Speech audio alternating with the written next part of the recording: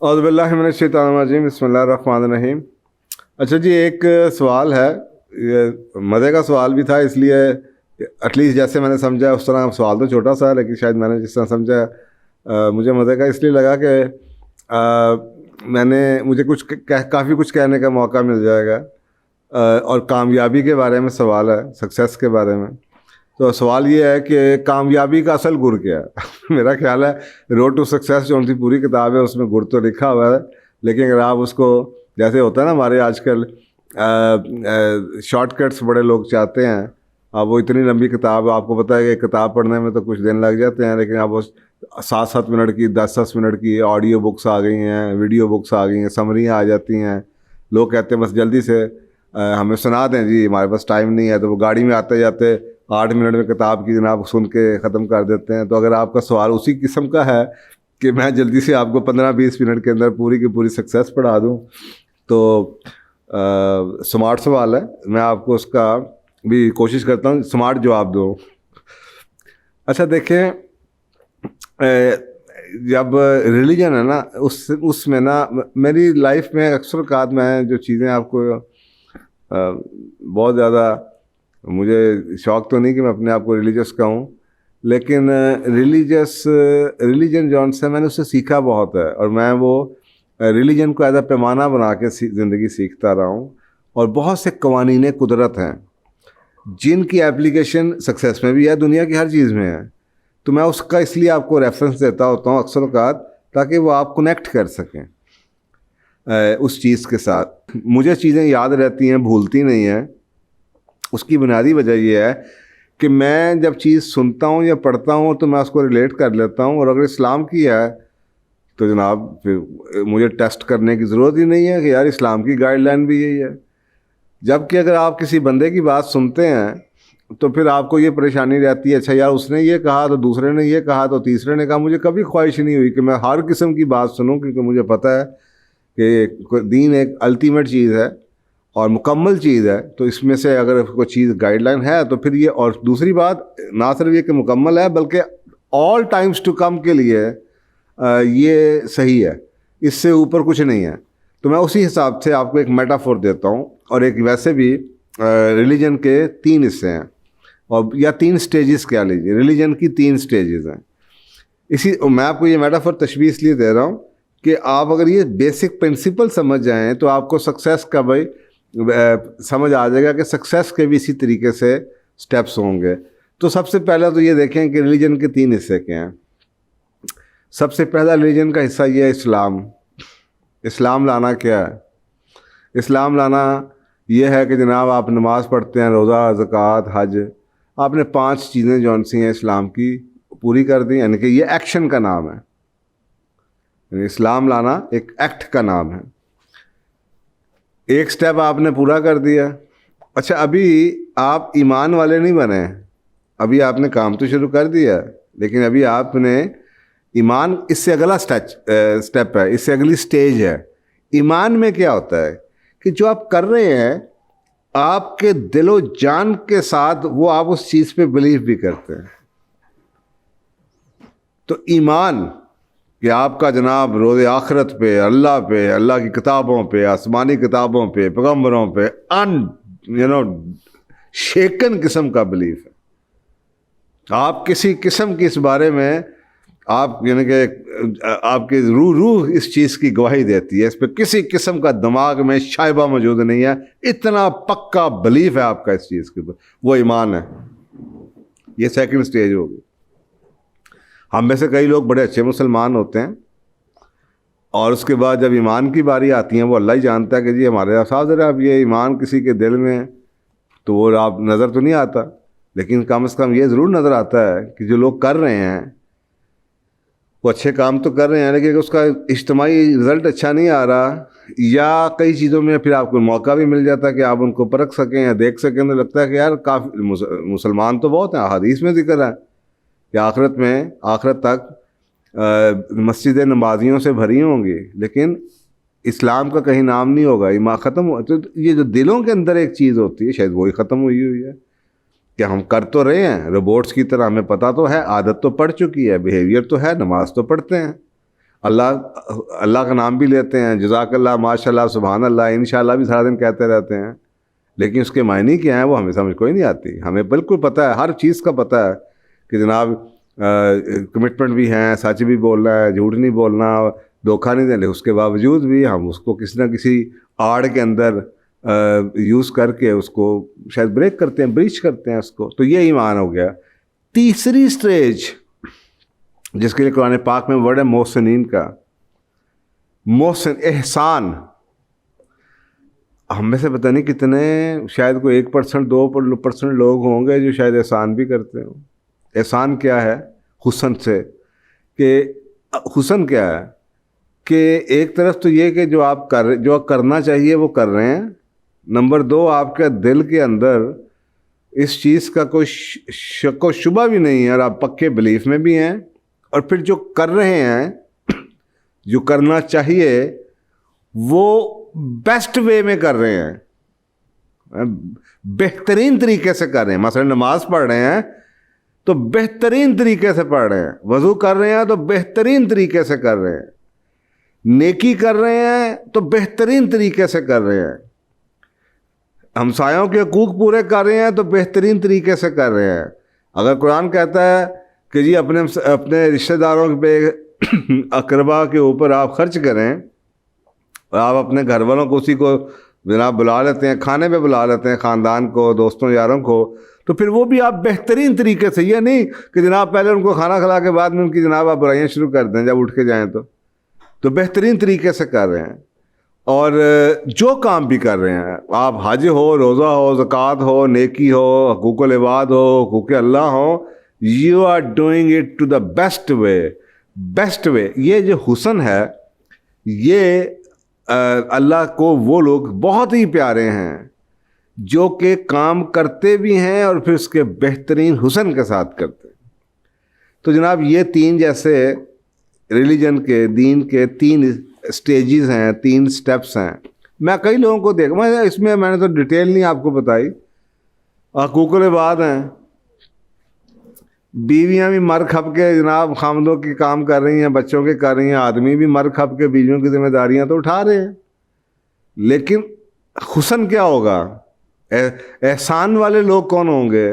जो कि बेहतरीन तरीके से तेवरियां चढ़ाए बगैर, बदतमीजी किए बगैर, खुश असलूबी के साथ आगे जाके बढ़ के अपनी जिम्मेदारियां आसान तरीके से पूरी कर रहे होंगे। तो ये जो हुस्न है किसी चीज़ का, वो यही होता है। अच्छा, अब इसी तरीके से जैसे ये 3 स्टेजेस हैं, इसी तरीके से ना कामयाबी की भी ये 3 स्टेजेस। देखें, कुछ चीज़ें ऐसी हैं जो कि किए बगैर कामयाब नहीं हो सकते, तो मैं समझूंगा कि वो पहली स्टेज है। अब वो क्या चीज़ें हैं? कई किताबें भरी हैं, मेरी किताबों में भी लिखा हुआ है। हार्ड वर्क है, जुनून है, मेहनत है, जुनून है, फोकस है कि एक चीज़ के पीछे पड़े रहो, चिपके रहो। कंसिस्टेंसी है कि आप वो काम कंसिस्टेंसी के साथ किए जाओ, 10 साल से, 20 साल से, 25 साल से, 30 साल से लगे हुए हैं आप। इंटेग्रिटी है, प्लानिंग है, डिसिप्लिन है, सेल्फ एनालिसिस है, चेंज करना अपने आप को बदलते हुए दौर के साथ, बाहर के लोगों को देख के अपना, जिसे आप तज़किया भी कहते हैं, अपने आप को जानना और उसके बाद देखना कि क्या हो रहा है मेरे साथ, मैं क्यों कामयाब नहीं हो रहा, इतना कुछ कर रहा हूँ। ये तो बेसिक्स हैं, इसके बगैर तो आपको कोई शख्स ऐसा नहीं मिलेगा जो ये कहे यार मैं तो कामयाब हो गया। और फिर वही बात है कि कामयाबी की डेफिनेशन को सही करें। लेकिन अगर आप देखना चाहें लोगों की ज़िंदगी के अंदर, तो आप देखेंगे कि अगर कोई एथलीट भी कामयाब है तो उससे पूछें वो रोज़ कितने घंटे प्रैक्टिस करता था। अगर कोई सिंगर भी कामयाब है तो उससे पूछें वो रोज़ कितने घंटे रियाजत करता था। तो आपको नज़र आएगा कि मेहनत, डिसिप्लिन, कंसिस्टेंसी, सब्र और अपनी गलतियों से सीखते रहना, आगे बढ़ते रहना, उठते रहना, ये बेसिक्स हैं। ये कामयाबी के, किसी शोबे में ज़िंदगी के कामयाबी के बेसिक्स हैं। तो ये तो हो गया जनाब पहला स्टेज, जैसे कि इस्लाम की स्टेज आ गई। अब अगली स्टेज है सेकंड स्टेज, जिसको हमने इस्लाम के रिलीजन के हवाले से हमने कहा कि ये ईमान की स्टेज। अब सेकंड स्टेज पे अब आ जाएं बिलीफ्स की। देखें, जो आप कर रहे हैं उस करने के बारे में यू शुड लव। वो कहते हैं ना, या तो आप अपने काम से मोहब्बत करें या जो करते हैं उससे मोहब्बत करें, यानी कि you should do what you love doing. वही काम करें जिससे आपको जुनून है, या जो भी कर रहे हैं उससे जुनून कर लें। अब ये बेसिकली बात एक ही है। तो बात यह है कि बिलीफ जौन सा है, बिलीफ की बहुत ताकत है। इस पे हमने एक सेपरेट सवाल भी आगे पहले जवाब दिया है। अक्सर लोग किसी को देख के चल पड़ते हैं, कुछ कर लेते हैं, नकल मार लेते हैं। इनके इंसान ऐसा ही है कि उसको अगर अपना इंटरेस्ट कहीं नज़र आता है तो वो बड़ी जल्दी से अपने फ़ायदे के लिए वो काम तो कर लेता है। लेकिन जिसका बिलीफ है और जो काम बगैर बिलीफ के सिर्फ नकल मार के कर रहा है या कामयाब होने के लिए कर रहा है, उसमें बहुत फ़र्क होगा। You believe in what you do, you believe in the product you sell, you believe यार, तो फिर आप पैशनेट होंगे उस चीज़ के बारे में। तो अक्सर औक़ात हम लोग कर तो रहे होते हैं लोग दुनियादारी के काम चीज़ों के साथ, लेकिन हम उस चीज़ पे पक्का हमारा बिलीफ नहीं होता। और जब बिलीफ नहीं होता तो अक्सर औक़ात कहीं ना कहीं जाके शक आ जाता है किसी चीज़ के अंदर। हमें अपने अंदर शक आ जाता है कि यार पता नहीं मैं ठीक कर भी रहा हूँ, पता नहीं ये बिज़नेस ठीक भी है या नहीं ठीक, ये चल नहीं रहा। तो ये जो सेकंड है बिलीफ, इसके ऊपर मेरा रोड टू सक्सेस किताब में पूरा चैप्टर भी है, द पावर ऑफ बिलीफ। इस पर हमने एक सवाल भी किया है। ये बहुत बहुत ज़्यादा ये गुण है कि जो लोग कामयाब, मसलन आप ये देखें, आज मैं प्रोग्राम कर रहा हूँ, आज 28 फरवरी है 2020, और आज दुनिया की स्टॉक मार्केट्स गिरी हैं और $5 ट्रिलियन लूज हुआ है। और एक आदमी, और ये स्टॉक मार्केट्स की बात कर रहा हूँ, अब एक आदमी ऐसा है जिसका दुनिया का अमीर तरीन आदमी है और दुनिया में स्टॉक मार्केट का गुरु समझा जाता है, और वो है वॉरेन बफेट। जबकि सारे का सारा मुल्क या दुनिया पैनिक होके पैनिक सेलिंग कर रही है, तो क्या वॉरेन बफेट ने भी पैनिक सेलिंग की है? अब आप मुझे बताएं उसके पास क्या बिलीफ है? तो जो बेसब्रे थे उन्होंने तो बेच दिया कोरोना वायरस के वजह से, किसी वजह से भी, कि जनाब पैनिक होके बेच दिए। जब चीज़ मार्केट में ज़्यादा आएगी तो साफ ज़्यादा फिर प्राइस नीचे आ जाती है, तो बिल्कुल ही मार्केट नीचे आ गई। लोग पैनिक होके बेच रहे थे स्टॉक, उसने तो नहीं बेचा, because he believes there is tomorrow. He believes कि मैंने कोई ऊपर से लेकर नहीं आया, मैंने इधर ही कमाए थे। अब ये ऐसी बात है ना, आपने एक चीज़ 20 रुपये की ली, वो जनाब 150 की हो गई, अब आप 100 की हो जाए तो आपके यह नुकसान हो गया, घाटा पे। ये दुकानदारों की सोच है, ये कामयाब लोगों की सोच ये नहीं है। कामयाब लोग बहुत लंबे प्लान बना के आते हैं, ये ऊपर नीचे जाना तो होता रहता है। अब वो क्या चीज़ है जो दुनिया पैनिक हो रही है, वो भाई साहब आप सोचें ना, जो लोग पैनिक हो रहे हैं उन्होंने क्या किया होगा? उनकी टोटल वेल्थ का 10%, 15%, 20% ज़्यादा से ज़्यादा होगा जो कि स्टॉक्स में होगा, तो वो तो पागलों की तरह पैनिक होकर बेच रहे हैं। और जिस बंदे का total asset, total wealth 100% stock में है, उसको ने तो नहीं बेचा। तो आप अगर कैलकुलेट करें कि अगर आज ओवरऑल पूरी जो अमेरिका की मार्केट है वो 15% नीचे चली गई है, तो आप सोचें कि इसका नेट इम्पैक्ट आज वॉरेन बफेट के एसेट्स में क्या हुआ होगा भाई। जिसके अगर 3, और मजे की बात देखें कि अगर वो $300-400 बिलियन में से आप 15% गा दें, तो उस बंदे ने आज 60 बिलियन लूज करने के बाद भी वो मरा नहीं, हार्ट अटैक नहीं उसको हुआ, और वो ये आगे से लोगों को कहता फिर रहा है ये फियर और पैनिक बेस्ड बेवकूफ़ियाँ कर रहे हैं लोग। ये उसी वक्त आता है जब बिलीफ होता है। ये आप सोचें ना, रसूल वसल्लम के पास एक शख्स आया कि जी पेट में बड़ी दर्द है, और मैं ये बार बार कोट करता, पता नहीं शायद आप लोगों को समझ आ जाए तो आ जाए, हम जैसों को तो एक दफ़ा इस बात की समझ आ जाती है। उसकी वजह क्यों समझ आ जाती है कि यार जब हम देखते हैं दुनिया को, यार वाकई यार, तो आसान अल्फाज में ये बिलीफ समझाना कितना आसान काम है। दूसरी बात, और ये इस प्रिंसिपल की बेस पे बहुत से प्रिंसिपल्स हैं जो कि फार्मास्यूटिकल में भी होते हैं, और पता नहीं क्या कुछ बनाए जाते हैं, दुनिया की हर प्रोडक्ट को टेस्टिंग की जाती है। तो आपने कहा इसको शहद दो, पेट में दर्द थी, आज के दौर में आपको डायरिया था, इसको शहद दो। अब आप मुझे बताएं, आप में से कितने लोग हैं जो शायद पेट खराब हुआ होगा तो आप शहद खिलाना शुरू करते हैं। डॉक्टर से पूछें, वो कहेगा खबरदार पेट खराब है, शहद तो बिल्कुल नहीं देना। तो वो वही हुआ वो जिस बंदे को दिया उसका अपना बिलीफ सही नहीं होगा, तो वो जनाब उसकी बच्चे की तबीयत और ख़राब हो गई या बंदे की तबीयत ख़राब हो गई, और सत्यानाश फिर गया उसका, और डायरिया स्ट्रांग हो गया। फिर पता चला जनाब उसकी बड़ी बुरी हालत है, तो क्या किया जाए? तो आपने कहा शहद दो। अब आपको सोचे ना, आप एक बंदा मर रहा है और आप कहेंगे वही है शहद दो, तो वो कहेंगे यार ये क्या है। अब ये कहने वाला तो उसका तो बिलीफ होगा तो वो कह सकता है, तो क्यों कहेगा? तीसरी दफ़ा जनाब फिर आया पैगाम, जनाब वो मरने वाला हो गया। आप सब डिहाइड्रेशन हो जाए एक बंदे को, 15 दफ़ा 16 दफ़ा 20 दफ़ा टॉयलेट जा रहा हो, और जनाब 3 4 5 7 दिन से वो बीमार हो, तो वो तो डिहाइड्रेशन में मरने वाला हुआ। तीसरी बार फिर पैगाम आया जी वो तो डेथ बेड पे पहुंच गया, क्या करें? आपने कहा शहद दो, और साथ एक जुमला ऐड किया। आपने कहा इसका पेट झूठ बोल सकता है, अल्लाह की किताब झूठ नहीं बोल सकती, क्योंकि अल्लाह की किताब ये कहती है कि शहद में शिफा है। जब ये जुमला बोला और उसको जाके सुनाया गया तो वो ठीक हो गया, उसी शहद से ठीक हो गया। अब ये बिलीफ है।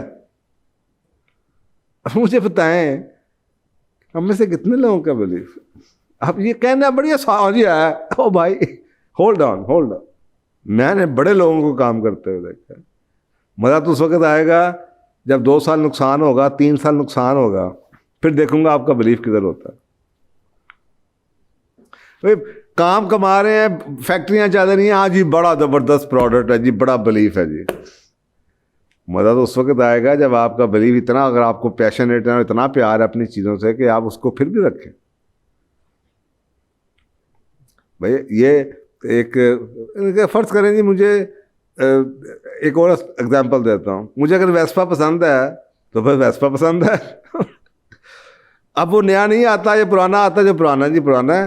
अब मैं चाहे हेलीकॉप्टर के मेरे पास पैसे हों, लेकिन मुझे तो चाहिए मैं वेस्पा रखूँ, क्योंकि मेरा बिलीफ है कि जी वेस्पा इज़ अ ज़बरदस्त चीज़ है, तो मैं तो रखूँगा। शादियाँ चलती थी किस पे चलती थी? इसी पे तो चलती थी कि भाई अब ये शादी हो गई, अभी चलानी है, तो चलती थी। तो कामयाबी भी यही है, ये सेकंड स्टेज है। Believe in what you do, कि नहीं सुबह 8 बजे दुकान ना खुली तो क़यामत आ जानी है भाई, 8 बजे खुलेगी।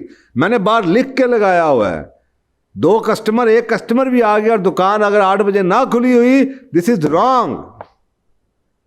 तो every single thing which you do, जो कि जरूरी है कामयाब होने के लिए, कंसिस्टेंसी जैसे बताई, उसमें फिर बिलीव भी करना। अक्सर लोगों को मैं देखता हूँ 8 बजे खोलते हैं दुकान, बिकॉज एक डिसिप्लिन चाहिए वक्त के लिए, लेकिन कोई एमरजेंसी होगी, माँ बीमार होगी, अब्बा बीमार हो गया, तो साथ उन्हीं के लोगों के मुंह से मैं ये भी सुनता हूँ, और चल यार रहने दे, आज ज़रूरी तो नहीं कि आज खोलनी है। If they believe they will find कि आज फिर खुलेगी। मैं आई विल मैनेज ना, मेरा जो मसला मैं किसी के थ्रू खुलवा लूँगा, दुकान खुलनी चाहिए। तो बिलीफ जो सा ना वो कुछ और करता है। तो सक्सेस के बारे में it's all about having that belief in what you are doing. ये दूसरी बात होगी। अब तीसरा इसका हुस्न क्या है, देखें, चले इसकी एग्जांपल देता हूं। आपकी गली के नुक्कड़ पे 3 समोसे वाले बैठे हुए हैं, आपने चौथी दुकान खोलनी है। अब अगर आपने वही कीमत लेनी है और वही उनको खिलाना है जो कि बाकी 3 खिला रहे हैं, मुझे बताइए मैं आपके पास क्यों आऊँगा?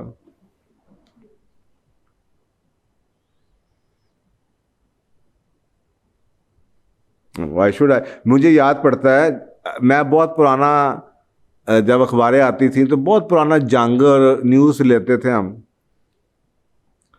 तो मेरे क्लाइंट भी थे, ये एक्सप्रेस चैनल भी शुरू हुआ, तो एक्सप्रेस वालों ने कहा जी आप ये एक्सप्रेस ट्राइब्यून और उर्दू का भी वही ले लें। तो मैंने कहा यार मैं तो उन लोगों में से हूँ, जब तक कोई चीज़ ठीक चल रही है चल रही तो मैं क्यों लूँ? आप सोचो ना कॉस्ट ऑफ स्विचिंग कितनी ज़्यादा है, कि मैं आपकी प्रोडक्ट को टेस्ट करने के लिए मैं क्यों कुर्बानी का बकरा बनूं? मैं लगा हूँ, मुझे एक आदत है, मुझे पता है उस पेज पे क्या आता है, उस पेज पे क्या आता है, मुझे पता है कि जी तीसरे पेज पे ये होगा, चौथे पे वो होगा, मैं वो क्यों चेंज करूँ? लेकिन जी उन्होंने मुझे पूरा साल, सवा साल, 1.5 साल अखबार फ्री भेजा आदत लगाने के लिए। फिर कहीं आज आपको ये एक्सप्रेस नजर आता है ना, मैं आपको कहानी बता रहा हूँ, उसके पीछे ये कहानी है। पूछे कहीं आपको सैकड़ों हजारों लोग मिलेंगे जो कहेंगे जनाब मैं भी उन्हीं में से हूँ, मैंने भी 1.5 साल फ्री लिया है, मैंने भी 1.5 साल फ्री लिया है, इसलिए आज एक्सप्रेस है वो है जो एक्सप्रेस है। अच्छा अब ये चीज़ दूसरी मैंने आपको एग्जांपल दी, अब ये क्या है? अब आप सोचें ना, मुझे आप वही दें जो मार्केट की बेस्ट है, तो मैं तो बेस्ट के साथ 5 साल का लगा हूँ। मसला ये है कि अगर मैं बेस्ट भी आप मुझे दे दें तो मेरे लिए एक्सेप्टेबल नहीं है, क्योंकि इंसान वो करता है जिसकी आदत होती है। मेरी आदत को चेंज करने के लिए भी मेरी एक कॉस्ट है, you will have to also pay that cost. है मुझे वो जो एक चीज़ को तब्दील करने की पेन है ना, उसको आपको ख़त्म करना पड़ेगा। तो अंग्रेज़ी में इसके लिए हम याद पड़ता है हमें, बड़े हम छोटे होते थे तो हमने एक जुमला पढ़ा, हमने तो अंग्रेज़ी भी ऐसे सीखी है, वाले साहब ये इश्तिहारों में और ख़बरों के अंदर हम बैठ के गाड़ी के पीछे बैठ के अखबार सुनाते रहते होते थे। बोर्ड पढ़ पढ़ के हम उर्दू अंग्रेज़ी सीखते थे। तो उसमें एक मुहावरा था और पूरी पूरी डिस्कशनें होती थी, यानी कि आधे घंटे का सफ़र है, उसके अंदर आधे घंटे के अंदर जनाब आज ये फ्रेज है, इस पर डिस्कशन शुरू हो जाएगी। तो मुझे याद पड़ता है, उसमें था कि the difference between ordinary and extra ordinary is that little extra.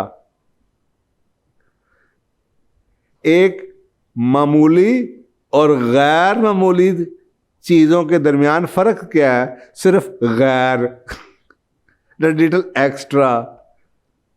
तो ये जो लिटल एक्स्ट्रा है ना, ये है एहसान। देखिए एक तो अदल है, अदल का तकादा ये जो आपने कहा वो आप देंगे, जो आपने लिखा है वो आप देंगे, जो सर्विस वादा किया है वो देंगे। तो यार ये तो कल को कोई और भी मैच कर लेगा। कल को आपका कंपटीशन दोबारा आ जाता है, वो देखता है अच्छा यार मार्केट में क्या ट्रेंड जा रहा है, अच्छा यार 20 रुपये का समोसा बेचते हैं लोग सारे, यही गंदा सा तेल डालते हैं, यही करते हैं वो करते हैं, मैं भी कर लूँगा। लेकिन एक दुकानदार है जो बिलीव करता है एक्स्ट्रा ऑर्डिनरी के ऊपर, कि यार ये जो सब दे रहे हैं ये तो ऑर्डिनरी हो गया, मैंने कुछ एक्स्ट्रा देना है। हम लोग ना ट्रेंड्स को फॉलो करते हैं, नकलें मारते हैं, उसने क्या करा वो क्या करा, बस हम चलो असी भी वो मर मरा के वही कर लांगे। तो कामयाब जो लोग हैं ना, they always believe in little extra. वो काम भी करेंगे, वो चीज़ बेचेंगे, वो कुछ आपको देंगे, वो हमेशा एक्स्ट्रा देंगे। मैं ट्रेनिंग प्रोग्राम्स करता हूँ ना, मैं पाकिस्तान की तारीख का रिकॉर्ड है, लोग पार्टिसिपेंट्स कानों को हाथ लगा के थकने के गिरने वाले हो जाते हैं। इनके ऐसा कौन सी जगह है आप मुझे बताएं जहाँ पे 9 से 5 की ट्रेनिंग में सब मार के लोग लेते हैं, उसके अंदर भी ब्रेकें श्रेकें ये वो। मेरे प्रोग्राम्स में 8-9 घंटे का टाइम होता है, 12-12 घंटे में जब तक पढ़ने वाले मौजूद हैं पढ़ाने वाला मौजूद होगा। अब ये एक्स्ट्रा है कि इसी तरह मैं एक ज़माना था कि यूनिवर्सिटीज़ में बड़ा एक्टिव था, बड़ी यूनिवर्सिटीज़ में मैं MBA की क्लासें पढ़ाता था। मेरी क्लास में शुरू होने का टाइम होता था, ख़त्म होने का कोई टाइम नहीं होता था, इसलिए मेरी क्लासें या सैटरडे नाइट को होती थी या संडे को रखवाता था मैं। बच्चे ने सवाल पूछ लिया, अगर मैंने ये नहीं कहना कि जनाब ये सवाल तो आपका जनाब इस्लाम का है या इकोनॉमिक्स का है, तो मैं तो तुम्हें जनाब स्ट्रेटेजिक मैनेजमेंट पढ़ा रहा हूं। मैंने जवाब देना है। I was more than a teacher, extra class पढ़ा रहे ज़्यादा दो। मुझे हम रहते थे एफसीसी कॉलेज के पास, तो उधर एक ना लड़का, एक बाबा जी आया करते थे, सब्जी ठेले के ऊपर लगा के ना, वो बड़े बड़े घर हैं उधर, तो सारे सबके घरों में डिलीवरी करते होते थे। साथ उनका ना छोटा सा बच्चा होता था, वो पैदल चल रहा होता था, वो पढ़ाई जाता था। हमारी आंखों के सामने वो बच्चा बड़ा होता गया और वो उसकी जिम्मेदारियां बढ़ती गईं। जाओ बाजी को पैसे फड़ लिया, बाजी को फड़ा दे, तोल, फिर उसने तोलना शुरू कर दिया। फिर उसने तो कहाँ ऊपर अब्बे के साथ हेल्प करते करते बात होती गई। कई साल गुजर गए, मैं अमेरिका चला गया, उसके बाद वापस आ गया कहीं। एक दिन गुजरते गुजरते मुझे गुलबर्ग में उसकी दुकान मिल गई। मुझे लगा ये शक्ल देखी ताकी है। अच्छा, उस बाबे की एक खूबी थी। वो बाबे की खूबी ये थी, वो आपने शायद पता नहीं लफ्ज़ सुना हुआ है कि नहीं सुना हुआ, हमारी नस्ल में ये बड़ी चीज़ होती थी, चूंगा।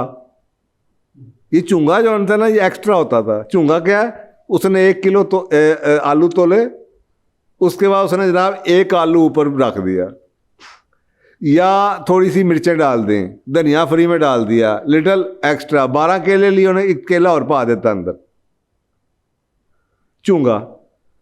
दूध वाले भी ऐसे करते थे कि जनाब किलो तोलते थे, थोड़ा सा ऊपर एक्स्ट्रा, थोड़ा सा एक्स्ट्रा डाल दिया दूध वाले। अब तो दूध भी सोने की तरह तोल के देते हैं। पूरा ही मिल जाए तो बड़ी गनीमत है, एक्स्ट्रा तो छोड़ें। तो ये हम चूंगे की हमें आदत पड़ी होती थी कि चूंगा। अच्छा, ये बाबा चूंगा देता था एक्स्ट्रा। तो मैं उस दुकान में, जब मुझे लगा शक्ल है, मुझे अचानक मैंने कहा यार ये तुम वो तो नहीं हो? उसने कहा जी आपको कैसे पता? मैं कहा मुझे पता। उसने कहा हाँ मैं वो हूँ। मैं कहा ये दुकान किसकी आ हुई? आपको पता है गुलबर्ग की दुकानें कितनी महंगी हैं? कहता जी माशा मेरी अपनी दुकान है जी। मैं कहा अब्बा? कहता अब्बा की तो डेथ हो गई। मैं कहा माशाल्लाह बड़ी रौनक है, अल्लाह ने बड़ी बरकत दी है। कहता अब्बा एक चीज़ सिखा गया सी। मैं केड़ी चीज़ सिखा गया? कहता है वो अब्बा कह गया सी कि पुत्र वध दे दें घट ना दें, तो मैं भी बस अब्बे की तरह झूंगा जरूर पाना।